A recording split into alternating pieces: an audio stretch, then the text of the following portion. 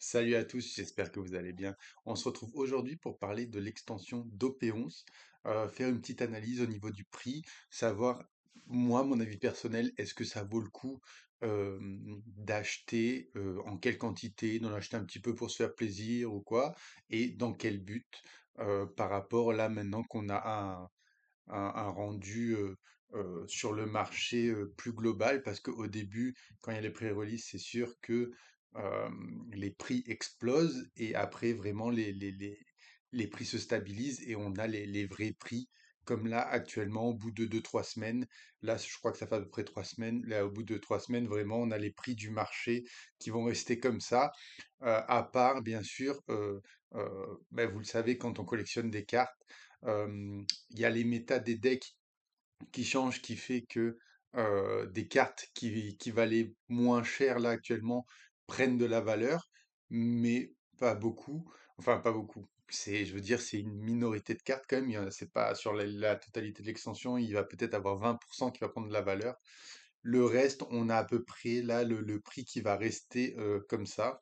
Après, on peut pas savoir dans 20 ans, comme pour Pokémon ou autre, s'il y a des cartes qui vont valoir beaucoup plus cher, les alternatives surtout. Mais à l'heure actuelle, on va se baser sur le prix qu'on a là. Donc, moi, personnellement, comme vous le savez, j'ai acheté une caisse. J'ai eu des très bons hits, mais comme je vous ai déjà expliqué, les caisses, on a quasiment toujours les mêmes choses dedans. Ce qui va changer, c'est que on n'a qu'une alternative de secret dans une caisse. Donc moi, j'ai eu Kobe et il y avait la Luffy. Donc à part ça, c'est tout. Les SP où vous en avez deux sur toute la collection dans une caisse. Moi, j'ai eu Shirahoshi et Stuzy. Euh, Celle qui est cut le plus, c'était Luffy Taro. Oui, c'est ça, c'était Lufitaro. Je crois que Sanji un petit peu aussi, mais c'est ça. Et après, pour le reste, les alternatives, on a Nami qui va rester à un bon prix. On a Katakuri, comme là on peut le voir, qui même la SR vaut quand même quelque chose. Et on a Zeus aussi. Donc voilà, en alternative, le reste ne vaut vraiment plus grand-chose. Et en secret, bah, vous allez voir, ça vaut rien du tout, mais secret, ça c'est toujours pareil, puisque vous êtes obligé d'en avoir 4 de chaque. Donc là, c'était Luffy et Kobe, et dans une caisse, vous êtes obligé d'en avoir 4 et 4, donc ça fait que ça inonde le marché. Donc il n'y a pas vraiment de rareté pour ça. Donc c'est ça, on va regarder ça ensemble. Donc Just qui est un peu joué, là on peut le voir, il vaut un petit quelque chose pour une 4A. Katakuri, à la sortie, qui se vendait dans les 20 $. Là, bah, c'est toujours pareil, il se vend entre 14, on va dire entre 10 et 15. Nami a beaucoup baissé. Il y a une hype sur le deck de Nami quand c'est sorti, et au final, elle est un peu retombée. Pourtant, c'est un très bon deck, mais il manque un petit peu encore d'optimisation pour vraiment être dans le top. Pour l'instant, il est pas. Va falloir qu'il y rajoute des cartes qui vont sortir potentiellement dans les autres extensions. Mais donc, du coup, une Nami qui valait dans les 20 $, vous voyez, tomber à moins de 3 $. Euh, on a Kujaku qui, elle, dans les 1 $, elle a pas tellement bougé. Pour tout ce qui est des decks de Kobe, du Kobe, pour l'instant, ça ne vaut, même à la sortie, ça ne vaut pas grand-chose.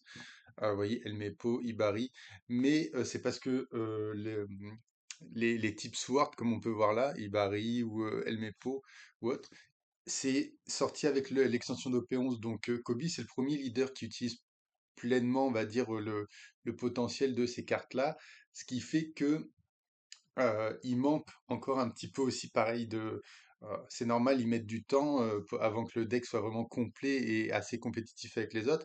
Il est pas mauvais, mais disons qu'il manque encore, des choses pour vraiment qu'il soit dans le top, et je pense que, ces cartes-là, par exemple, vont prendre de la valeur, vont être rechargées un peu plus tard parce que le deck va devenir vraiment fort, je pense. Heu et puis Bandai ne sont pas bêtes, hein, ce qu'ils font, c'est que ils veulent vendre, donc ils optimisent à chaque fois les decks pour que les joueurs continuent. Donc ça, c'est du côté des joueurs. Vous voyez, Kobe en secret, à peine, 8,40 en euros, ça fait peut-être juste 4 euros, donc c'est vraiment ridicule pour les secrets. C'est les premières secrets, je crois qu'ils doivent tomber aussi bas bah, à la sortie. À la sortie, parce qu'avec PRB, par exemple, il y avait des secrets qui sont tombés vraiment bas à moins de 1 dollar. Mais Jimbe, pour l'instant, n'est pas beaucoup joué, donc celle-là, elle se vendait entre 20 et 30. Là, c'est en USD, donc elle reste correcte, on va dire. Après, le reste, vous voyez, c'est pas ça. Et quand on va tomber dans les alternatives, vous allez voir que le prix, c'est cadeau. C'est cadeau. Vous voyez, là, on est vraiment sur des prix très faibles, mais c'est normal, c'est les communes, une commune.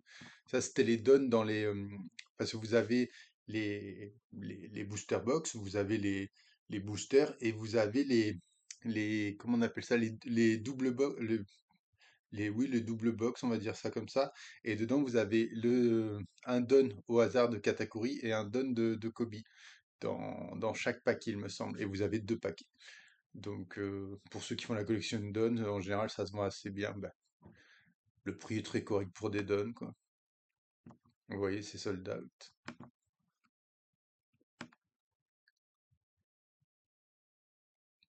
Vous voyez, El Mepo, qui est pourtant très belle, hein. Moins de 10 dollars.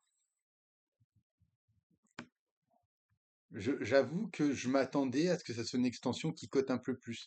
Reiju, 12 dollars. Punding, 10 dollars.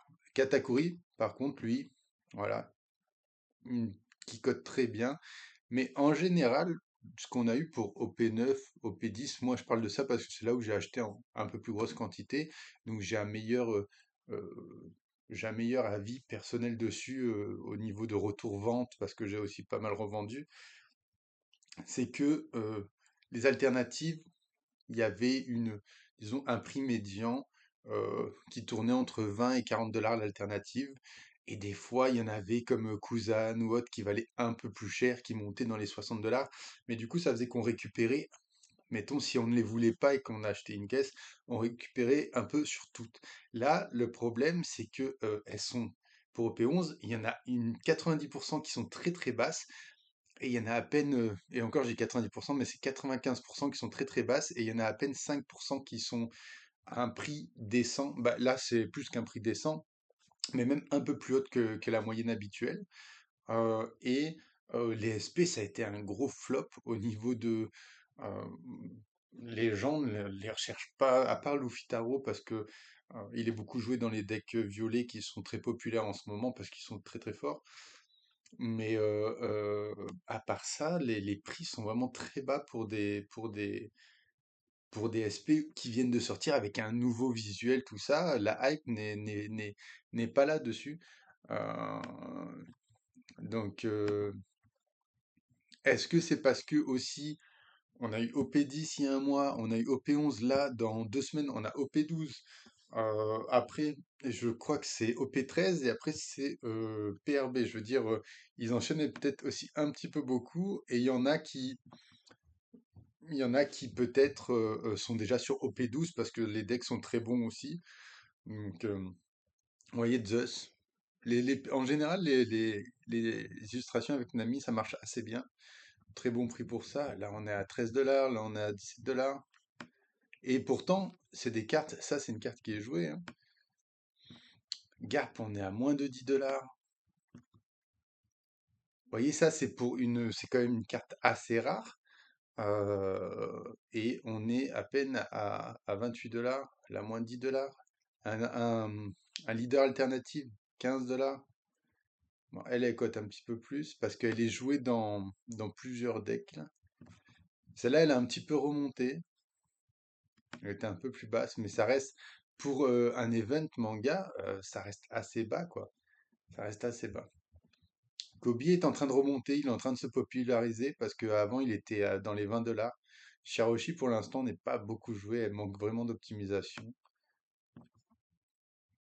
Busan, après c'est le prix du marché, c'est ce qui s'est vendu récemment, mais elle peut en remonter. Nami, voilà, dans les 50 dollars, ça c'est correct. Enfin, c'est même plus que correct. Katakuri, qui est pour l'instant pas très populaire. Sanji, 5 $. Ça, c'est la trésor rare, donc exclusive en Amérique, à 23 $. Là, c'est la Secret Alternative, 23 $ aussi. C'est pas leader alternatif qui est pourtant très très joué parce que c'est un des plus OP. Bah, ça, 62 $, ça commence à être correct, mais les Wanted d'OP9, elles tournaient autour de entre 100 et 150 $. Et c'était pas des leaders. Nami, vous voyez, 67 $. C'est bas. Alors, moi, mon avis personnel à ce sujet, c'est que OP11, on croirait pas, mais ça s'est vendu comme des petits pains. Vous voyez, Luffy Taro, 131 $, ça c'est très correct pour une SP, mais là on est à 55 $, 40 $ pour Riley.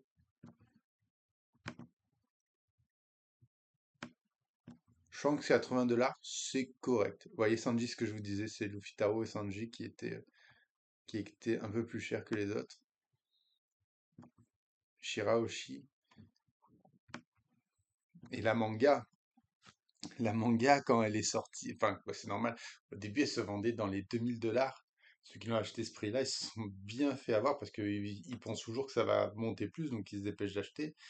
Mais on est rendu à 500 $. Donc, pour une manga, c'est très bas. C'est très bas. Alors, c'est ça, j'en reviens à ce que je disais. On les voit, rupture de stock à 2700, 2800 $, à 1266 $. En fait, ce qui a fait que OP11 s'est vendu comme des petits pains et on a l'impression que ça marche et ça a inondé le marché, c'est que d'habitude, les extensions se mettent un peu plus de temps à se vendre, en tout cas en Amérique du Nord. Et enfin, ça s'écoule un peu plus lentement. Et il y a plusieurs vendeurs euh, qui n'ont pas forcément besoin de récupérer tout de suite de l'argent à brader les cartes et qui vont vendre à un prix correct. Moi, c'est par exemple ce que j'essaye de faire. Par exemple, là, au P11, je n'ai rien vendu parce que je sais que le prix va stabiliser, qu'il y a des cartes qui vont reprendre la valeur. Je ne vendrai pas à ce prix-là parce que sur une caisse, avec ce que j'ai gardé, la caisse m'a coûté 2300 $. Je vais peut-être perdre, si je vends à l'heure actuelle, peut-être perdre 1500 $, vous voyez. Donc, ça veut dire que c'est rentabilité. Ben, j'achète pas pour être rentable ou quoi, parce que le but c'est de collectionner et de le jouer. Mais je veux dire, autant je les achète à l'unité, avec ce que j'ai dépensé, j'aurais pu avoir la manga, la silver là de Luffy et avoir toutes les cartes que je voulais. Voilà, donc c'est à se poser la question ce qui est le plus intéressant. Et clairement, c'est ça d'acheter à l'unité, mais ça, je vous l'avais déjà dit, à l'unité, c'est toujours plus, euh, c'est toujours mieux, sauf que ben, il y a le petit côté d'espérer avoir la carte ultra rare comme là, la Luffy Gold, qui se vend c'est ça, 2800, 3000, 3500 $. Et on parle pas de PSA 10 qui va monter peut-être à 7 ou 8000 $. Donc, ce qui fait que pour moi, c'est bien vendu, c'est que je regarde un peu un peu de partout parce que ben, je m'intéresse à l'actualité, j'essaie pour vous donner des informations de ça, je suis sur pas mal de groupes, de communautés, Discord ou autres, et il y en a beaucoup qui disent ouais, j'ai acheté 8 caisses, ouais, j'ai acheté 5 caisses, ouais, j'ai acheté 6 caisses. Ça, il y en a qui ont acheté pour 20 000 $ pour espérer avoir des Luffy Gold ou quoi. Et par exemple, celui qui a acheté 8 caisses, il m'a fait rire parce qu'il a dit sur les 8 caisses, il a eu un seul Luffy. Donc vous imaginez, à 2300 $ la caisse, fois 8, ça fait enfin, ça fait quasiment, ouais, ça fait quasiment 18 000 $, quelque chose comme ça, vite fait, hein. 18 000 $, il a eu une carte à 3000 $. Après, si il revend tout, parce que c'est ça que j'allais vous dire, c'est ces gens-là, en fait, qui ont cassé les prix, c'est des gens qui ont souvent de l'argent, parce que pour dépenser 18 000 $, 20 000 $ ou même 10 000 $, faut quand même avoir un budget, je veux dire, c'est pas donné à tout le monde. Et ces gens-là s'en foutent, ils revendent après à rabais le reste parce qu'ils veulent récupérer l'argent rapidement. Ils veulent pas garder les cartes, ils s'en foutent d'attendre que ça reprenne la valeur, ils collectionnent pas. Eux, ce qu'ils recherchent, c'est deux cartes. Ben, c'est le Luffy Gold. Et s'ils ont le Luffy Silver, là, c'est on va dire un prix de consolation, ils le veulent quasiment même pas. Mais c'est vraiment, ils ont ouvert des quantités astronomiques pour le Luffy Gold. Et du coup, ça s'est vendu comme des petits pains. Les displays ont augmenté de prix. Genre, à la base, elles étaient à 180 $, elles sont montées à 210. Mais là, maintenant, que les gens ont vu que bah, ça y est, l'engouement est passé et qu'au final, c'était pas du tout rentable, ben, les gens, ce qu'ils font, parce qu'on a le prix maintenant réel, c'est que même les displays ont chuté. Et au P11, je pense que s'il y en a encore sur le marché, là, actuellement, elles se vendent moins cher. Elles se vendent moins cher que le prix retail à la sortie, comme pour EP10 par exemple. Donc, euh, est-ce que c'est une bonne chose qu'ils aient mis la nouvelle rareté de cartes? Oui, parce que ça attire les collectionneurs, mais ça attire. Est-ce que ça attire les bons collectionneurs? Ça attire des gens qui veulent avoir les Luffy Gold pour les revendre, pour espérer, mettons, sur Wiki, c'est dit, ouais, si j'en ai quatre, c'est bon, j'ai fait mon beurre ou quoi. Je pense pas que c'était le but, et c'est un peu dommage, et ça casse un petit peu le marché, parce que ceux qui veulent, on parle même pas d'acheter une caisse ou quoi. Ceux qui veulent acheter une display à l'heure actuelle, à part si vous avez la manga, la silver ou la Luffy, dites-vous que vous avez 0,000. Enfin, c'est quand on dit que la personne sur 8 caisses. Sur 8 caisses. Dans une caisse, donc par display, il y a 24 boosters. Il y a 12 displays, donc 12 fois 24. D'accord? Donc imaginez, il a acheté 8 caisses, le nombre de boosters que ça dépasse largement les 1000 boosters. Donc la personne là, elle a eu un Luffy Gold. Donc, si vous avez de la chance sur une display ou sur un booster de l'avoir, ben, GG, vous avez gagné, vous avez gagné au loto. Mais euh, là, à l'heure actuelle de OP11, vous achetez une display, vous êtes sûr à 99,99% de perdre votre investissement. Alors que si vous allez acheter à l'unité au prix où ça coûte là actuellement, vous pouvez acheter, au prix d'une display, vous pouvez acheter quasiment toutes les alternatives. Là, on parle. C'est-à-dire qu'une display va être vendue 180 $ en taxe. Bah là, actuellement, c'est 200. Pour 200 $, je sais pas si vous avez vu, mais vous pouvez, les alternatives sont à moins, les alternatives sont à moins de 10 $ pour la plupart. Donc, vous pouvez acheter quasiment le full set alternative, à part, voilà. Mais c'est moi, donc, ben, je regrette pas d'avoir acheté la caisse, mais franchement, si acheter au P11, moi, je déconseille d'acheter, là vraiment, je vous le déconseille d'acheter en quantité. Si vous voulez vous faire un petit kiff, achetez une display ou quoi, ou des boosters, mais n'achetez pas 3 displays, dire achetez si vous pouvez. Je sais que des fois, bah, c'est aussi la disponibilité qui fait que vous prenez ce que vous voyez, mais dans l'idéal, ça serait soit vous achetez les boosters à l'unité, vous en ouvrez un, ok, j'ai rien eu, bon, j'ai un petit budget, j'en ouvre deux, trois, oh, j'ai eu un truc, c'est rentable, et puis je continue comme ça. Soit alors, vous achetez une display, vous l'ouvrez, vous regardez ce que vous avez dedans. Bon, c'était pas trop mal ou quoi, j'ouvre une deuxième display. Bon, ça va ou quoi. Voilà. Mais là, à l'heure actuelle, moi, je déconseille l'achat d'OP11 au prix unitaire. Vous pouvez vous faire bien plus plaisir parce qu'au final, sur le moment, vous allez être content d'acheter, vous êtes content d'ouvrir. Et après l'ouverture, vous allez être plus dégoûté qu'autre chose. Donc, moi, je l'ai vécu, donc je préfère vous le dire. Après, par exemple, j'avais ouvert, ben, moi j'ai ouvert depuis OP1, des leaders quand ils sont sortis qui coûtaient 50-60 $ comme Garp ou quoi, qui est passé à 250 $, mettons. Donc c'est sûr que là, la leader Nami ou autre vont prendre de la valeur, mais là actuellement, euh, après on parle que c'était il y a un an, donc c'était pas si loin que ça a quand même vite pris de la valeur, l'engouement augmente et va augmenter pour One Piece. Ça reste que, bah, faut se dire dans ce cas-là que vous allez garder les cartes 3 ans. Donc si c'est pour revendre maintenant, moi je dis non. Voilà, donc pour résumer, pour moi, OP11, c'est une très belle réussite au niveau pour jouer, les leaders sont vraiment très bons. Ils ont rajouté les caractères Sword pour moi qui est très bien aussi. Ça va donner une nouvelle dynamique à certains decks et je pense plus tard dans le jeu d'avoir créé ça.